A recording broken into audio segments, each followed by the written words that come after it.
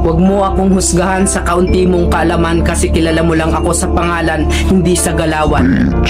Pinanganak akong mahirap, hindi ako pinalad makapagtapos ng pag-aaral kaya binawi ko na lang sa sipag at diskarte sa buhay. Oo, wala akong pinag-aralan pero kaya kong kumita sa lansangan na hindi mo makukuha sa taas ng iyong pinag-aralan. Bago mo ako husgahan, daanan mo muna lahat ng napagdaanan ko para malaman mo kung sino at bakit ako ganito. Huwag mo husgahan ng isang tao dahil sa natapos niya, dahil minsan kahit yung mga taong hindi man humahawak ng diploma, daig pa nila yung nakagraduate ng may corona.